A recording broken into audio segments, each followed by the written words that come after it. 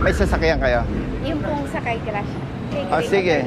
Ma'am Grace, asan? Ikaw magdadrive? Opo, magdadrive. Si Atty. Araldon po. Grabe ka pala, ang driver mo. Attorney? Ah? Kasama din po siya. Masyado ka nang na-promote yan. Sige, sige. Nasaan na? Brother, alam mo yun eh. Ako susunod sa'yo. Dito raw yun eh. Diretso lang po ito, sir. Diretso lang. Nasa si Bro Jerry? Ayun, doon na tayo. Sige. Okay, please. Thank you po. Thank you ha. Ingat. Kailan pa kayo dumating dito, Mrs.? Ikaw, ilang araw ka na? Sa angkas po kami. Magkaangkas kayo? Deliver po kami. Ikaw, kapatid. Siya naman, asawa mo.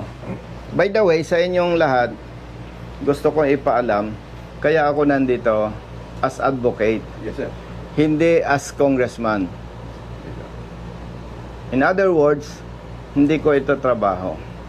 Yung police, hindi ko kilala, hindi ko nakasama sa assignment.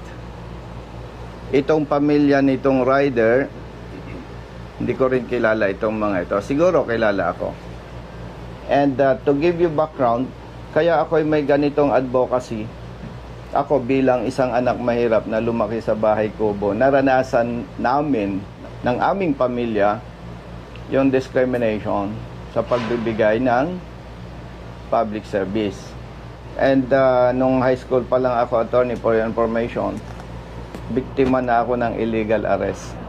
Nangarap ako na pag someday somehow at nagkaroon ako ng position na may capability ako na tulungan yung alleged victims ng pang-aabuso. Kaya nandito tayo. Nandito ang PAW para magbigay sa inyo ng libreng serbisyo bilang abogado ninyo.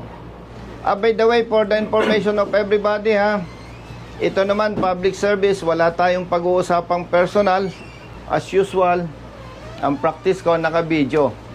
Kaya tayo naka-video para kung may mali, yung ating mga kababayan, especially yung mga ordinaryong tao, attorney, parang nalelektura na rin natin. Yun din namang mga kapulisan, kung may maling trabaho, malalaman nila para ma-address natin ito. At kung may mali nga, kung may mali, wag nang maulit. Sabi ng iba, si Colonel kasi may kinikita yan sa AdSense ng YouTube and Facebook. Para malinaw sa lahat, hindi ang interest ko kumita ng pera. Kasi kung ang interest ko kumita ng pera, ipagbabawal ko na gamitin ang video ko. Partner, dito nga kayong dalawa, yung arresting officer dito.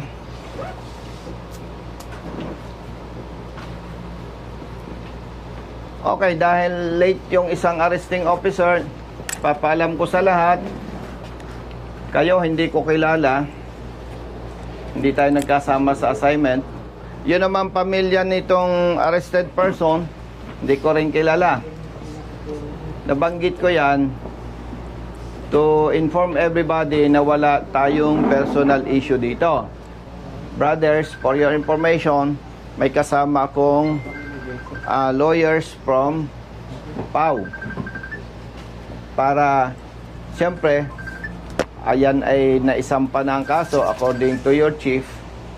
At yan naman, kahit hindi pa naisampa ang kaso, hindi ako pupunta para arborin o hingiin ang kaso. And as SOP, napakaganda ng ating government, mayroong in-established na Public Attorney's Office. Kasi alam natin, marami sa ating mga kababayan walang kakayahang kumuha ng sariling abogado. At yung kasama ko, si Colonel Banastaw, siya ang Provincial Chief ng Internal Affairs Service dito sa Quezon Province. At ang mandato naman niya, alam natin, kung may mali, sa trabaho ng pulis, sila mag-iimbestiga at sila magre-rekomenda ng kaukulang administrative sanction or punishments against police officers involved. So, nandito tayo, hindi para ako ay mag-imbestiga. Gusto ko lang initially malaman yung aligasyon ng arrested person. Taga saan ka? Santa Rosa lang yun. Santa Rosa, Laguna. Ikaw ay delivery rider. Lalamog po. Lalamove. Yung item, ano yung item? Ibon po. Ibon. Anong klaseng ibon? Martinez. Martinez, sir. Martinez. Kung Martinez yung item, anong batas ang nilabag? Republic Act 9147, sir. 9147. Wildlife Act natin, sir. Wildlife. Act. Kung ako ang umorder ng ibon, nag-booking ako. Opo. Tama. Opo. Ibig sabihin, kung ako ang umorder, hindi mo ako kilala. Hindi po. Parang nakatambay kang ganon somewhere, Opo. oops, may nag-booking. Opo. Tama po. Inaccept mo. Tama po. Pinuntahan mo yung item. Opo. Pinick up mo. Opo. Saan mo pinick up? Silang Cavite po. Silang Cavite.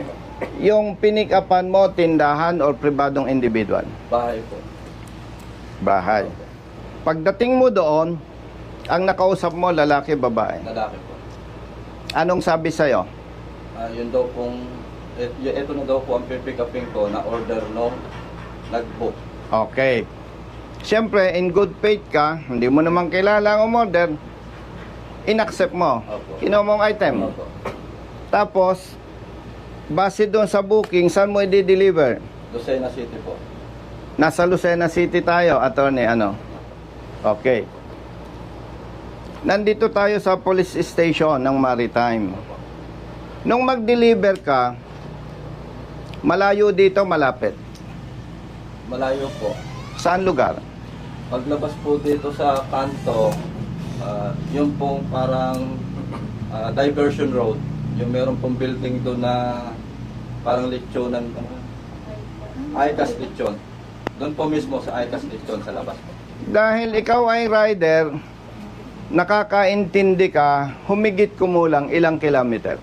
500 meters po. Okay. 500 meters. No? Parang kalahating kilometro. Okay. Pagdating mo, sino ang nakaharap mo? Yung pong umorder, yung pong bumili. Sino? Si Sir Igiya po.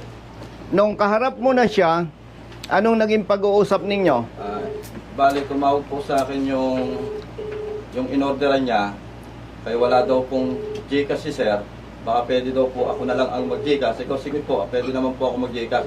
Pero sabihin niyo po sa kanya, tawagan niyo po siya para maibigay po sa akin. Ngayon po, nung nagkausap kaming ganon, binaba ko na po yung telepono, yung cellphone ko po. Naantay ko po na tawagan siya. Pagdating doon sa destination, automatically, siya ang nakaharap mo. Opo. Brother, paano mo nalaman na may deliver siyang ibon? Sige. Sir, ang kakontak ko nun sir, yung kontak ko na nagangalang Boss LJ. Siya bali sir, yung nagbibigay sa akin ng info kung nasaan na sir, yung item sir. Oh.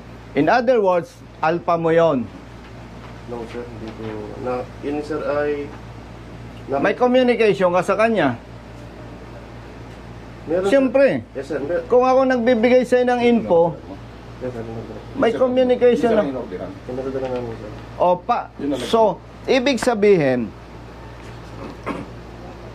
may umorder ng item, nag-booking, sa salitang Tagalog, ang malas niya, attorney, siya ang nakatanggap ng booking.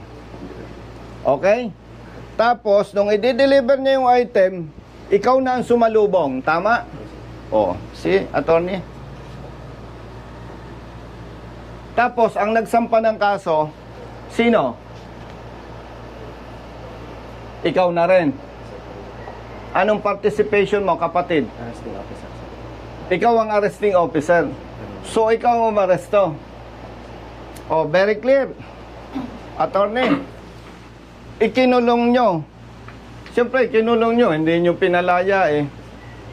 Technically, kinulong nyo na rin yan. Sinampahan nyo ng kaso na dapat naman tinanong ninyo, ikaw ba ay may kukuning abogado? Wala po. O sige, proceed tayo sa PAW. Ma'am, arestado itong tao na to. Kailangan po niya ng abogado. Mag-provide kayo. Dapat ganun ang ginawa. Tama po ba? Dapat ganun ang ginawa nyo. Hindi ko kayo hinahamak, mga kapatid na pulis. Pero nakikita ko, hindi kayo galing sa mayamang pamilya. Ibig sabihin, dalawa ang maaring dahilan bakit kayo nagpulis. Pangarap mong maging pulis para maging public servants. Ikalawa, para may maayos kang hanap buhay. Pambira naman. Maawa naman kayo sa katulad ng mga ito. Oh. Kaya ng konsensya ninyo? Ha? Chief, tinanong mo ba sila kung anong nangyari? Yes, sir. O anong kwento sa'yo? Yun nga, sir, nagkaroon ng transaction. Ito yung dumating. Oh, Ang depensa nga. sige, diretsohan tayo dahil official ka naman. Yes, sir. Do you think hindi siya biktima? Parang ako lang may sige, baka hindi mo naintindihan ang sistema ng Lalamove. Nakatambay ako dito. May nag-book. Uy, layo naman. Pero okay na rin. Kikita ako eh. Actually po, Click. ang booking ko tatlo. Isang San Juan, Batangas, isang Lucena, tapos kung papunta na po ako dito, ang daan ko po kasi is Patagaytay, pumasok po yung booking na Silang to Lucena. So, ikukunin na natin to. Total pa Lucena tayo. Tama. Di, para hindi ako aksaya, kinuha ko po yung Silang to Lucena. Di ba sa system ng Lalamove, Opo. may booking yan? Opo. Pinadala mo sa office yung kopya, no? Opo. Yung screenshot. Opo. Pinipicture po yan. And at the same time, Lalamove can provide official document Opo. or certification. Oh. Chief, may responsibility ka. Yes, sir. Kailangan alagaan mo ang tao mo. Yes, sir. Sir, bali, kaya nga sir, in-request namin yung kaso para ma-investigate po maigi, sir. Kasi Ay, yung nako. nasarang depensa niya, nasa yung Lalamove. Yan, oh. Na-ebidensya siya. Ibig sabihin, kung naglalala mo, brother, yung kapatid mo, baka yung pang natsamban. Eh. 7 lang po. Kaya ko lang po siya kinuha ng Juan kasi naging triple booking po ako. Ang San Juan ko po is 327. Tapos ang isang Lucena ko po is 500 plus. Ginawa na ni customer na 600. May 900 plus na po ako. Ngayon, pag papunta po ako dito, pumasok po yung booking na Silang to Lucena. Sabi ko, kunin na natin to. Kasi para pambawi ng gasolina pambili. Alam mo, Tony, malas lang nito eh. Siya ang naka-receive ng booking. Ganun kasimple yun. Imagine, ang galing mo, eksakto. Kung ako yung pulis, may asset ako, order ka, pa-deliver mo dito. O, huli ka. Mali ka dito, labag sa batas yan. Sasampahan ka namin ng kaso. Imagine. Ha? Kaya ng dibdib nyo? Pambihira. Grabe kayo. Kaya ng dibdib nyo yan? Pamilyadong tao. Hindi ako judgmental, pero very clear. Set up yan. Pambihira.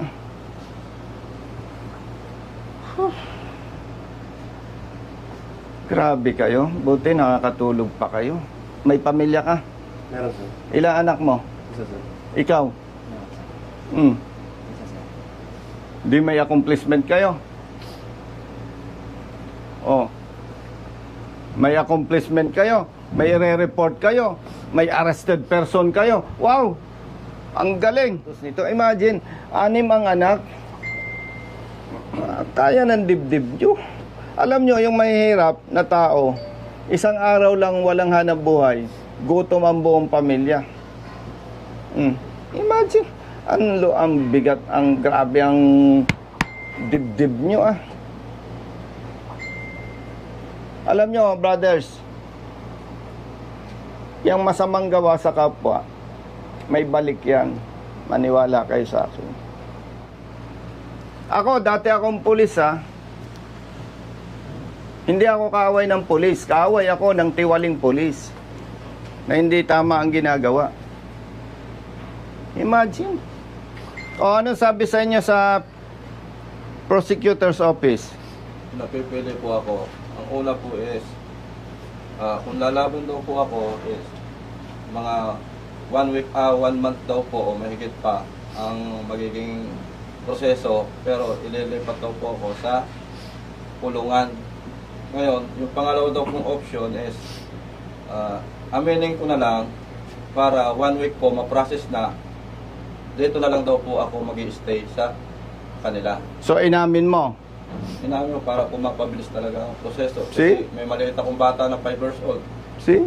Bali sir, wala pa po tayong kopya ng inquest resolution. Nasaan yung inquest resolution? Napadalhan na po kayo. Kasi nagtanong kami Thursday daw po. Eh, tapos na. Last week. Wala pa sir, kasi ang sabi sir, hinihingan siya ng indigency para magawa yung resolution para mapababa po yung pensa. Kaso nga lang po nung dumating na yung indigency, late na po. Holiday na po. Tapos pati. nag-holiday po ng Friday sir. Maniwala kayo sa akin. Maniwala kayo sa akin. Hindi po pwede ang kay General Torre. Maniwala kayo sa akin. Ang gusto niyan trabaho, yung tunay na trabaho, hindi ganyan. Kapareho din yan sa drugs eh. Yung ginagawa ng iba eh. Iba lang ang item. Sa ngalan ng public service, hindi natin ito pwedeng patagalin. Sa katulad nila na walang pinag-aralan, mahirap lamang na tao, isang kahig, isang tuka, stressful masyado yan. Dahil wala kayong may pakitang resolution, hepe, with your personnel and arrested person and his family, punta tayo sa prosecutor's office. Walang violation doon. Tama ba, attorney? O kaya, let's go. Halika kayo. Floor sir. Anong floor? Fourth floor. Fourth floor? Sige, fourth floor. Okay, sir. Sa 1, 2, 3. Okay po. Salamat po. Yes, ayun na. Ma'am, una na po kayo sa elevator. Salamat po, sir. Okay, thank you.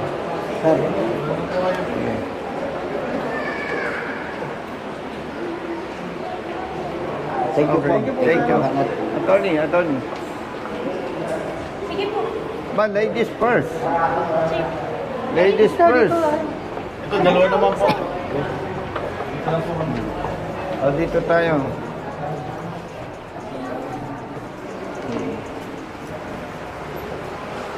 Saan yun?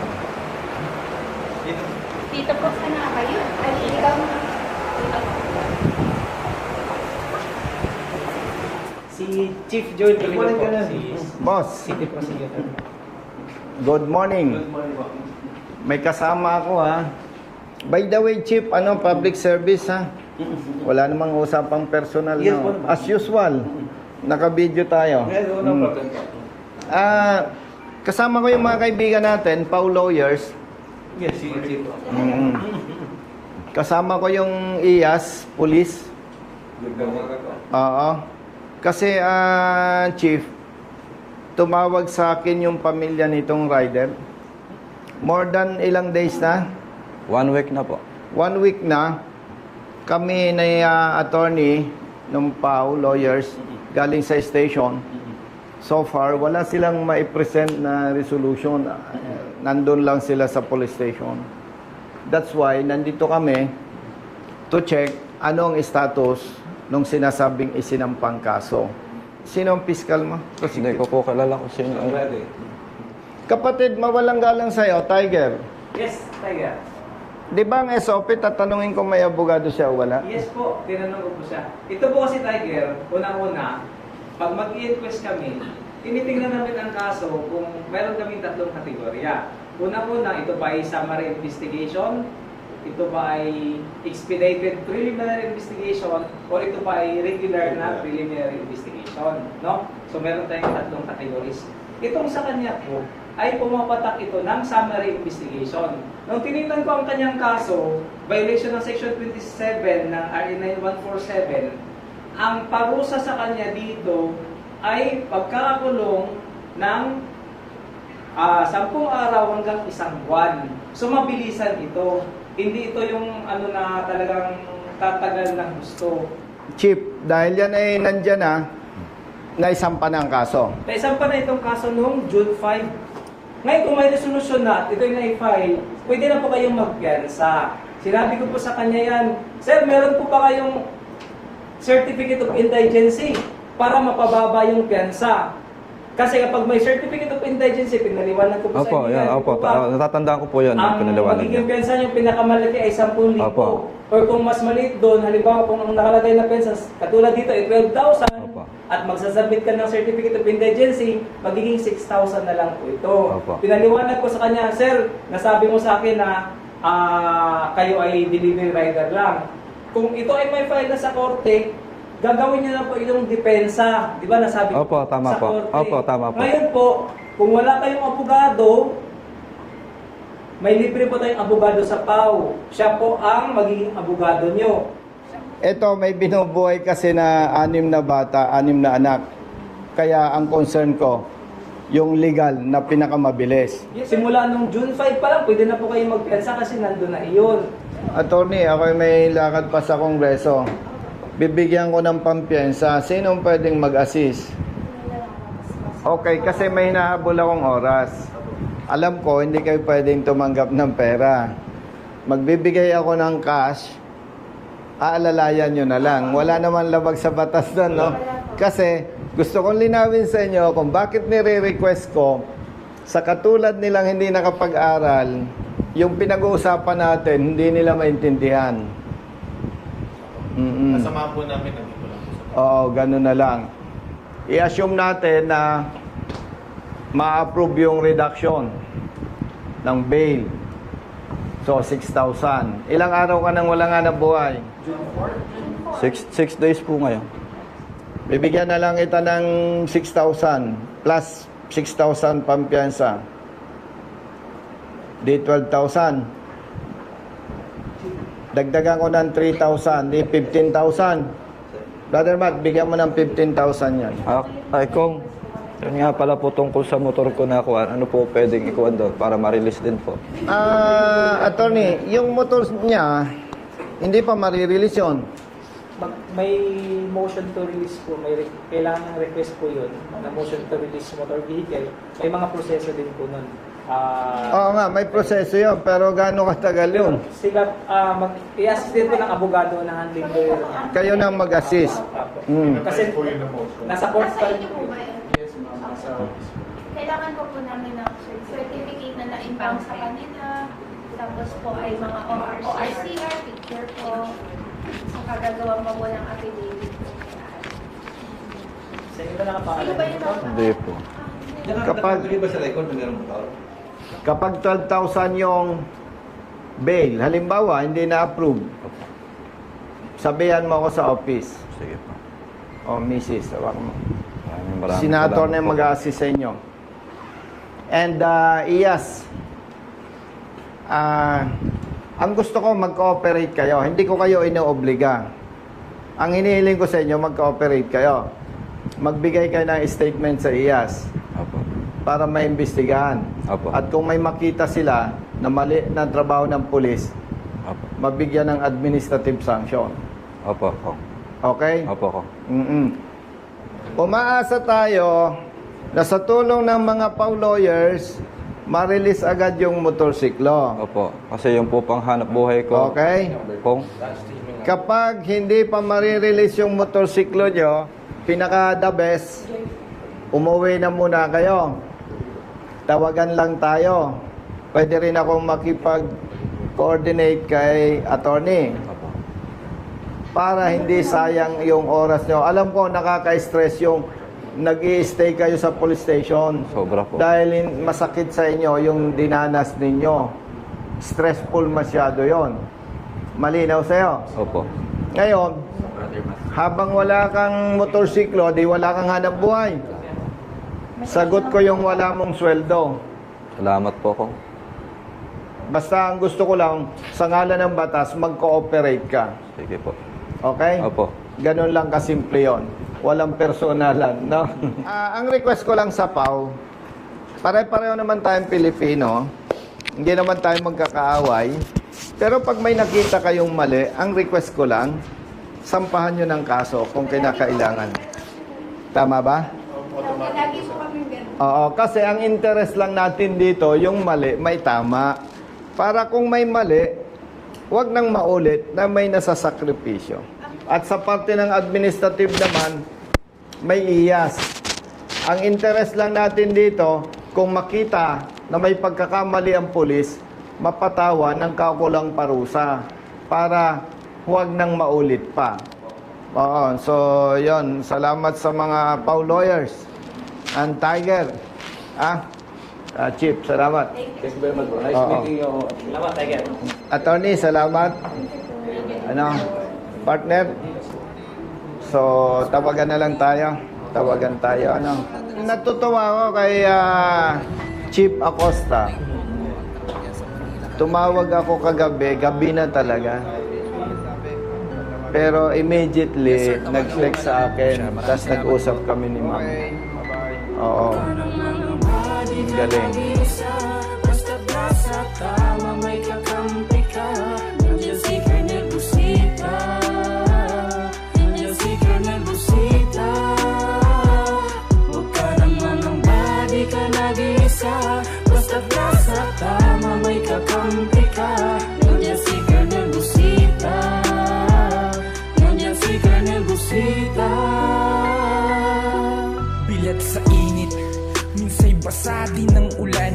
Pawis na gumuguhit sa mismo ring katawan. Kadalasang sumisingit, pagod nararamdaman. Ngunit diretso sa pagpihit, kumalaman ng tiyan. Bawat daan ng masikip, pinipilit malusutan. Marating lang ang lugar na dapat kong puntahan. Maihatid ang pagkain, serbisyong nakalaan. Para sa mga taong kailangan kong pagsilbihan. Napili kong hanap buhay, makipagsapalaran. Magdamag man sa daan, puyat man ay tatatagan. Para sa pamilya ko na laging nakaabang. Handa akong gawin lahat, mabuhay lang ng marangal. Kahit pa may sandaling tila ba natatapakan ng karapatan sa tuwing minsan ay nararanasan. Di patas na pagtingin ng ilang nanunungkulan. Mga taong abusado sa kimsa kapangyarihan.